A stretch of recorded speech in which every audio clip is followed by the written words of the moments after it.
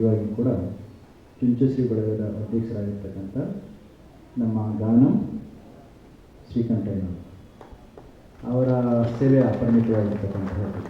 ಸ್ವಲ್ಪ ನೇರ ನಿಷ್ಠುರ ಮನುಷ್ಯ, ಯಾವುದನ್ನು ಕೂಡ ಮುಖಕ್ಕೆ ಹೊಡೆದ ನೇರವಾಗಿ ಹೇಳಿಬಿಡ್ತಾರೆ, ಆದರೆ ಸೇವೆ ಮಾತ್ರ ಅಷ್ಟೇ ಗಹನವಾಗಿರ್ತಕ್ಕಂಥದ್ದು. ಅವರು ಈಗ ಪ್ರಸ್ತುತ ಸ್ವಾಮಿಗಳು ಹೇಳಿದಾಗೆ ಹಿಂದುಳಿದ ಸಮಾಜ ಕಲ್ಯಾಣ ವರ್ಗದ ಹಿಂದುಳಿದ ವರ್ಗಗಳ ಆಯೋಗದ ಸದಸ್ಯರಾಗಿರೋದ್ರಿಂದ ಹೆಚ್ಚು ಅವರಿಗೆ ಅದಿರೋದು ನಾವು ಮಾತನಾಡೋದಿಲ್ಲ, ಮಾತನಾಡಲಿಕ್ಕೆ ಹೋದರೆ ಅಷ್ಟು ಮಾತ್ರ ಸೂಕ್ಷ್ಮ ಹೇಳಿ ಎಚ್ ಎನ್ ಕೃಷ್ಣ ಅವರಿಗೆ ಕೊಡ್ತಿದ್ದಾರೆ. ಬಹುಶಃ ನಂಜಾವಧೂತ ಶ್ರೀಗಳು ಬಹಳವಾಗಿ ಅವರ ಬಗೆಗೆ ಈಗಾಗಲೇ ಹೇಳಿ ಆಗಿದೆ. ಅಷ್ಟೇ ಮುಖ್ಯವಾಗಿ ನೀವು ಕೂಡ ಅವರ ಬಗೆಗೆ ತಿಳ್ಕೊಂಡಿದ್ದೀರಿ. ಇನ್ನೇನಾದರೂ ನಾನು ಮತ್ತಷ್ಟು ಹೆಚ್ಚು ಹೇಳಲಿಕ್ಕೆ ಹೊರಟ್ರೆ ಹುಡುಗ್ಬಿಟ್ಟು ಅವರು ಈಗಾಗಲೇ ಕತ್ತಿಗೆ ಅಂತ ಇಲ್ಲ. ಇಷ್ಟು ವರ್ಷ ಬಹಳಷ್ಟು ನೋವನ್ನು ಅನುಭವಿಸಿದ್ರು. ಈಗ ಸ್ವಲ್ಪ ರಿಲೀಫ್ ಸಿಕ್ಕಿದೆ.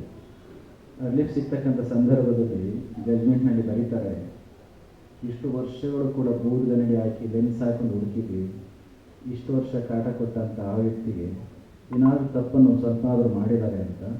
ಅದು ಇಷ್ಟು ವರ್ಷ ಪ್ರೊಸೀಜರ್ ಲ್ಯಾಪ್ಸಸ್ಸು ತನಿಖಾಧಿಕಾರಿಗಳಾಗಿದೆ ಅಷ್ಟೇ ಹೊರತು ಅವ್ರ ಮೇಲೆ ಕಂಪ್ಲೇಂಟ್ ಕೊಟ್ಟವರು. ಆದರೆ ಅವರ ಅಧಿಕಾರವನ್ನು ಒಂದು ಸ್ವಲ್ಪವೂ ಕೂಡ ದುರುಪಯೋಗ ಮಾಡಿಕೊಂಡು ಇಲ್ಲಿಜಿಟಿಮೇಟಾಗಿ ಅವ್ರು ಬಿಹೇವ್ ಮಾಡಲೇ ಇಲ್ಲ. ಇಷ್ಟು ವರ್ಷ ಅದಕ್ಕೆ ಕಾಟ ಕೊಟ್ಟದ್ದಕ್ಕೆ ತಪ್ಪಿತಸ್ಥರಿಗೆ ತೊಂದರೆ ಕೊಡಬೇಕಷ್ಟೇ ಹೊರತು ಅದು ಶಿಕ್ಷೆ ಕೊಡಬೇಕಷ್ಟೇ ಹೊರತು ಎಚ್ ಎನ್ ಕೃಷ್ಣ ಅವರು ದೋಷ ಮುಕ್ತರು ಅಂತ ಹೇಳಿ ಎಲ್ಲರೂ ಕೂಡ ಸರ್ಕಾರದ ಮುಖಾಂತರ 3 ದಶಕಗಳ ಕಾಲ ನೋವನ್ನು ಅನುಭವಿಸಿರ್ತಕ್ಕಂಥವ್ರು. 3 ದಶಕಗಳು ಸಾಮಾನ್ಯವಾದದ್ದಲ್ಲ. ಅದು ಒಬ್ಬ ವ್ಯಕ್ತಿಯ ಪೊಟೆನ್ಷಿಯಲ್ ಇಯರ್ಸ್ ಅಂತಹದನ್ನು ಯಾರಿಗೋಸ್ಕರ ಅನುಭವಿಸಿದ್ರು?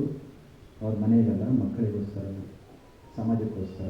ಅದಕ್ಕೆ ನನ್ನ ದೃಷ್ಟಿಯಲ್ಲಿ ಇಟ್ಟುಕೊಂಡು ಸ್ವಲ್ಪ ಸುದೀರ್ಘವಾದ ಬಗ್ಗೆ ಮಾತನಾಡಿದ್ರೂ ಕೂಡ ಎಷ್ಟು ಹೇಳಿದ್ರು ಕೂಡ ಕಡಿಮೆ. ಅವರು ಮತ್ತು ಮುಂದೆ ಕೊಡ್ತಿರ್ತಕ್ಕಂಥ ಎಲ್ಲ ಅಧಿಕಾರಿಗಳವರೇ, ಪ್ರೀತಿಯ ಸಾಧಕರೇ, ಪೋಷಕ ಬಂದವರೇ. ಹುಡುಗ ಬಂದು ಫ್ಯಾನ್ಗಳು ಆಫ್ ಮಾಡಬೇಕಾಗ, ಯಾಕಂದರೆ ಬೇಗ ಕಾರ್ಯಕ್ರಮ ಮುಗಿಸ್ಬೇಕು ಅಂತ ನಾವು ಹೇಳಿದ್ವಿ.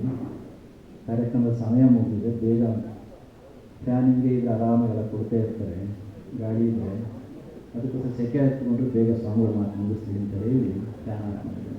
ಹೊಟ್ಟೆವರೆಗೆ ಈಗ ಆಡೋ ಮಾತಿರೋ ಎಲ್ಲವನ್ನು ಕೂಡ ಹಿರಿಯರು ಸಚಿವರೆಲ್ಲರೂ ಕೂಡ ಮಾತನಾಡಿದ್ದಾರೆ, ಶ್ರೀಗಳಿಗೂ ಕೂಡ ತುಂಬ ಚೆನ್ನಾಗಿ ಮಾತನಾಡಿದ್ದಾರೆ. ಹೆಚ್ಚು ಹೇಳ್ತಕ್ಕಂಥ ಅವಶ್ಯಕತೆಯಿಂದ ನಿಮ್ಮಗಳನ್ನು ಇಲ್ಲಿ ಕರೆದು ಸಮಾಜಕ್ಕೆ, ಒಟ್ಟು ಸಮುದಾಯಕ್ಕೆ ಪರಿಚಯಿಸ್ತಕ್ಕಂಥ ಕೆಲಸ ಈಗ ಆಗಬೇಕಾಗಿದೆ. ಆ ಕೆಲಸವನ್ನು ಮಾಡೋಣ. ಅನುಚೇತನ್ ಅವರು ಹೇಳಿದರು, ನನಗೂ ಕೂಡ ಆ ಮಾತು ತುಂಬ ಇಷ್ಟ, ನಾನು ಕೂಡ ಹೇಳ್ತಿರ್ತೇನೆ.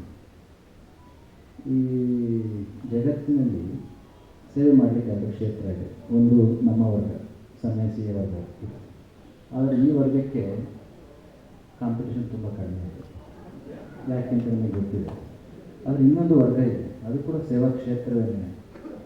ಅಲ್ಲಿ ಸೇವೆ ಮಾಡಲಿಕ್ಕೆ ವರ್ಷಕ್ಕೆ 20 ಲಕ್ಷ ಜನ ಎಕ್ಸಾಮ್ ಬರೀತಾರೆ. ಎಷ್ಟು? 20 ಲಕ್ಷ ಜನ ಎಕ್ಸಾಮ್ ಬರೀತಾರೆ.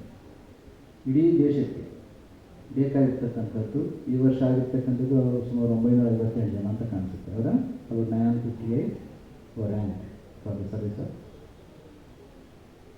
958 ಜನ ಸೆಲೆಕ್ಟ್ ಆಗಲಿಕ್ಕೆ ಒಂದು ದೇಶದಲ್ಲಿ 20 ಲಕ್ಷ ಜನ ಎಕ್ಸಾಮ್ ಬರೆದ್ರೆ ಅದರೊಳಗಡೆ ಇವರು ಹುಟ್ಟಿ ಬರ್ತಾರೆ ಅಂತಂದರೆ ಅವ್ರ ಸಾಧನೆ ಹಿಂದೆ ಇರ್ತಕ್ಕಂಥ ಕಷ್ಟ ಇದೆ. ಅದಕ್ಕೆ ಬರ್ತಕ್ಕಂಥ ಸಂದರ್ಭದಲ್ಲಿ ಚಂದ್ರಶೇಖರವರು ಕಾರು ಕೂತ್ಕೊಂಡು ಹೇಳ್ತಿದ್ರು, ಇವರು ಬಾಲಣ್ಣ ಇದೊಂಥರ ಹೆಂಗೆ ಗೊತ್ತಾಗೋದು ಅಂತಂದರೆ ಹೇಗೆ ಅಂತ ಕೇಳಿದ್ರು. ಈ ಕಗ್ಗತ್ತಲ ರಾತ್ರಿಯಲ್ಲಿ, ಅಮಾವಾಸ್ಯೆ ರಾತ್ರಿಯಲ್ಲಿ ಗೊತ್ತು, ಚಿಕ್ಕ ಡಾರ್ಕ್ನೆಸ್ ಅದು. ಅಂತಹ ಕಗ್ಗತ್ತಲ ರಾತ್ರಿಯಲ್ಲಿ, ಕತ್ತಲೆ ಕೋಣೆಯಲ್ಲಿ ಕಪ್ಪು ಬೆಕ್ಕನ್ನು ಹಿಡಿತಕ್ಕಂಥದ್ದು ಎಷ್ಟು ಕಷ್ಟನೋ ಅಷ್ಟೇ ಕಷ್ಟದ ಕೆಲಸ ಈ UPSC ಎಕ್ಸಾಮಲ್ಲಿ ಪಾಸ್ ಆಗ್ತಕ್ಕಂಥ. ಅಷ್ಟು ದುಷ್ಕರ, ತುಂಬ ಕಷ್ಟ ಬಿದ್ದವರಿಗೆ, ಗುರಿಯ ಹೋಗ್ತಕ್ಕಂಥ ಸಂದರ್ಭದಲ್ಲಿ ಎಲ್ಲ ಸುಖಗಳನ್ನು ಪಕ್ಕಕ್ಕಿಟ್ಟವರಿಗೆ, ರಾತ್ರಿ ನಿದ್ರೆಗಳನ್ನು ಗುರಿಯ ಸಾಧನೆಗೋಸ್ಕರ ಕಳ್ಕೊಂಡಂಥವ್ರಿಗೆ, ಅವಮಾನಗಳನ್ನು ಸಹಿಸಿದಂಥವರಿಗೆ ಗೊತ್ತಾಗುತ್ತೆ ಇದರ ಕಷ್ಟ ಎಷ್ಟು ಅಂತ. ಅಂತೆಲ್ಲವನ್ನೂ ಕೂಡ ಮೀರಿ ಇಲ್ಲಿ ಮುಂದೆ ಬಂದು ಕೊಡ್ತಿರ್ತಕ್ಕಂಥ ನಿಮ್ಮಗಳಿಗೆ ಸಮುದಾಯ ಮತ್ತು ದೇಶದ ಪರವಾಗಿ ಧನ್ಯವಾದಗಳನ್ನು ಹೇಳಿ ಕಷ್ಟ ಇಷ್ಟಪಡ್ತಾರೆ.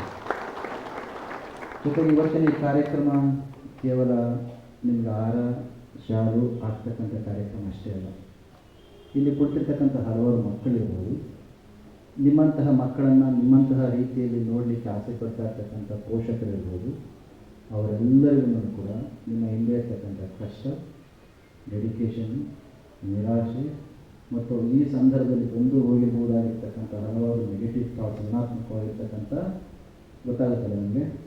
UPSCನಲ್ಲಿ ಬರಬೇಕು ಸಿವಿಲ್ ಸರ್ವಿಸ್ನಲ್ಲಿ ಅನ್ನೋ ಒಂದು ಉದ್ದೇಶವನ್ನು ನಾನು ಎಲ್ಲ ಪ್ರಯತ್ನ ಯಾರ್ಯಾರು ಮಾಡ್ತಾ ಇದ್ದಾರೆ ಮತ್ತು ನಮ್ಮ ಮುಂದುಗಡೆ ನಮ್ಮ ಕೃಷ್ಣ ಅವರು ಕೂತಿದ್ದಾರೆ, HM ಕೃಷ್ಣ ಅವರು ಸಹ ಇವತ್ತು ಇದೆಲ್ಲ ಹೆಚ್ಚು ಸಂಖ್ಯೆಯಲ್ಲಿ KPSC UPSC ಎಲ್ಲ ಬೇರೆ ಆಗಲಿಕ್ಕೆ ಅವ್ರದ್ದು ಭಾಳಷ್ಟು ಪ್ರಯತ್ನ ಇದೆ. ಅವರು ಸಂಪೂರ್ಣವಾಗಿ ಸಮಾಜದ ಒಂದು ಕೆಲಸಕ್ಕೆ ತೊಡಗಿಸ್ಕೊಂಡಿರ್ತಕ್ಕಂಥದ್ದು. ಇದಕ್ಕೆಲ್ಲ ಮೂಲ ನಮ್ಮ ಬಾಲಗಂಗಾಧರ ಸ್ವಾಮೀಜಿಗಳು, ಅವರ ಆಶೀರ್ವಾದ, ಅವರ ಪ್ರಯತ್ನ, ಅವರ ಮಾರ್ಗದರ್ಶನ, ಅವರನ್ನು ನಾವು ಪೂಜಿಸಲೇಬೇಕಾಗುತ್ತೆ. ಅತ್ಯಂತ ಉನ್ನತವಾದಂಥ ಪರೀಕ್ಷೆ ನಮ್ಮ ದೇಶದಲ್ಲಿರ್ತಕ್ಕಂಥ ಈ ವ್ಯವಸ್ಥೆಯಲ್ಲಿ UPSC ಅತ್ಯಂತ ಉನ್ನತವಾದಂಥ ಪರೀಕ್ಷೆ. ಬಹಳ ಕಠಿಣ ಪರಿಶ್ರಮ ಇದ್ದರೆ ಮಾತ್ರ, ಸಾಧಕರಿಂದ ಮಾತ್ರ ಸಾಧ್ಯ, ಸೋಂಬೇರಿಗಳಿಂದ ಈ ಪರೀಕ್ಷೆಯನ್ನು ಮಾಡಲಿಕ್ಕೆ ಸಾಧ್ಯ ಇಲ್ಲ. ಈ ಒಂದು ಸಾಧನೆಯನ್ನು ಮೇಲಿರ್ತಕ್ಕಂಥ ನಮ್ಮ ಸಮಾಜದ ಯುವಕರುಗಳಾದಂಥ ಸನ್ಮಾನ್ಯ ಕಿರಣ್ ಕಂಪೇರವರೇ, ಮಧು ಏರವರೇ, ಡಾಕ್ಟರ್ ವರುಣ್ P. ಗೌಡರವರೇ, ಧನಂಜಯ R. ರವರೇ, ಉಲ್ಲಾಸ್ MS ರವರೇ, ಡಾಕ್ಟರ್ ಮುತ್ತೇಶ್ ಗೌಡರವರೇ, ಸಾಗರ್ ರವರೇ, ಅನೂಪ್ ರೆಡ್ಡಿರವರೇ, ದೀಕ್ಷಿತ್ ಎನ್ ರವರೇ, ಈ ಚುಚ್ಚುಶ್ರೀ ಬಳಗದ ವತಿಯಿಂದ ಬಹಳ ಉತ್ತಮವಾದ ಕಾರ್ಯಕ್ರಮವನ್ನು ಮಾಡ್ತಾ ಇದ್ದಾರೆ. ಅವರು ಕೂಡ ನಾನು ಅಭಿನಂದನೆಯನ್ನ ಸಲ್ಲಿಸಿ, ಇವತ್ತು ಪರಮ ಪೂಜ್ಯರಾದರೆ ನಮ್ಮ ಮನೆ ಮುಂದೆ ನಿಮ್ಮನೆ ಮುಂದೆ ಯಾರು ಕೂಡ ಬರಬೇಕಾಗಿಲ್ಲ, ಅವ್ರಿಗೆ ಸೇರ್ಬೇಕಾದಂತ ಹಕ್ಕು ಸೇರಂತದ್ದಾಗುತ್ತೆ. ಆ ಕೆಲಸಗಳನ್ನ ತಾವು ಮಾಡಬೇಕು. ತಾವು ಪ್ರತಿಭಾವಂತರು ಏನಿದ್ದೀರಾ, the system should take care of it. ಯಾರು ನಿಮ್ಮ ಬಾಗಿಲು ಮುಂದೆ ಅಲಿಬಾರ್ದು, ಪದೇ ಪದೇ ನಿಮ್ಮ ಹತ್ರ ಬರಬಾರ್ದು. ಅವ್ರ ಕೆಲಸಗಳು ತಾನಾಗಿ ವ್ಯವಸ್ಥೆಯಲ್ಲಿ ಬಗೆಹರಿದು ಹೊರಗೆ ಬರಬೇಕು ಅಂತ ಒಂದು ಮನವಿನ ನಾನು ತಮ್ಮಲ್ಲಿ ಮಾಡಿಕೊಂಡು, ನಿನ್ನೆ ಕೂಡ ಸ್ವಾಮಿಗಳು ಒಂದು ಕಾರ್ಯಕ್ರಮದಲ್ಲಿ ಮಾತಾಡಿದ ಸಂದರ್ಭದಲ್ಲಿ ನಾನು ಹೇಳಿದೆ, ನಮ್ಮನ್ನೆಲ್ಲ ಕೂಡ ಅತ್ಯಂತ ಪ್ರಮುಖವಾದಂಥ ಗುಣ ಯಾವುದಿರಬೇಕು ಅಂತಂದ್ರೆ humanity is a feature all of us should inculcate. ನಿಮ್ಮಂತರೂ ಕೂಡ ಭವಿಷ್ಯದಲ್ಲಿ ಪಾಣಿ ತಿದ್ದುಪಡಿಗಳಿಗೆ, ಖಾತೆಗಳಿಗೆ, ನೂರಾರು ವಿಷಯಗಳಿಗೆ ಬರ್ತಾರೆ. ನಿಮ್ಮ ಹತ್ರ ನೀವು ಬೆಳಗ್ಗೆಯಿಂದ ಸಾಯಂಕಾಲ ನೂರಾರು ಈ ಥರದ ವಿಷಯಗಳನ್ನ ನೋಡಿರ್ತೀರಿ. You become hard to it. ಅದನ್ನ ನೋಡಿ ನೋಡಿ ನೋಡಿ ನಮ್ಗೇನಾಗುತ್ತೆ, ಚರ್ಮ ದಪ್ಪೆ ಆಗೋಗ್ಬಿಡುತ್ತೆ. ಯಾರೋ ಒಬ್ಬರು ಪಾಣಿ ತಗೊಬಂದು, ಸ್ವಾಮಿ ನಾನು G. ರಾಮೇಗೌಡ ಆದರೆ P. ರಾಮೇಗೌಡ ಅಂತ ಬಂದ್ಬಿಟ್ಟಿದ್ದಾರೆ ಅಂದ್ರೆ ನಮಗೆ ಅದು ಬರೆಯೋದು ಇನಿಷಿಯಲ್. ಅವನಿಗೆ ಅವನ ಹಕ್ಕು, ಅವನ ಭವಿಷ್ಯ 20 ಗುಂಟೆ ಅವನು ಇನ್ಹೆರಿಟ್ ಏನ್ ಮಾಡಿದಾನೆ, ಅದರ ವಿಷಯ ಮಕ್ಕಳಿಗೆ ಏನ್ ಕೊಡ್ತಾನೆ, ತಾನೇನ್ ಬದುಕ್ತಾನೆ ಅಂತೇಳಿ ಅದ್ರ ಆತಂಕ. ಸೊ ಅದ್ರ ಬಗ್ಗೆ ತಾವೆಲ್ಲರೂ ಕೂಡ have humility, have the human touch. Karnataka land revenue act ಯಾರು ಓದಿದ್ದಾರೆ, ಯಾರು ತಿಳ್ಕೊಂಡಿದ್ದಾರೆ, ನೈಪುಣ್ಯ ಅದರಲ್ಲಿದೆ ಅಂತೇಳಿ ಯಾರು ನಾಳೆ ನಿಮ್ಮನ್ನು ಜ್ಞಾಪಕ ಇಟ್ಕೊಳ್ಳೋದಿಲ್ಲ. ಅಧಿಕಾರ ಇದ್ದಂಥ ಸಂದರ್ಭದಲ್ಲಿ ಯಾರಿಗೆ ಯಾವ ಥರದಲ್ಲಿ ಯಾವ ಯಾವ ರೀತಿಯಲ್ಲಿ ನೀವು ಸಹಾಯ ಮಾಡಿದ್ರೆ ಅಂತೇಳಿ people will remember you. Let people remember you not by your designation but by your legacy. ಆದ್ರಿಂದ ಲೆಗಸಿ ಬಿಟ್ಟೋಡಿ ಅಂತ ಈ ಒಂದು ಸಂದರ್ಭದಲ್ಲಿ ಹೇಳ್ತಾ, ನಮ್ಮ ಮುಖ್ಯಮಂತ್ರಿಗಳು ಯಾವಾಗಲೂ ಹೇಳ್ತಾರೆ, ಹುಟ್ಟು ಅನಿರೀಕ್ಷಿತ, ಸಾವು ಅನಿವಾರ್ಯ.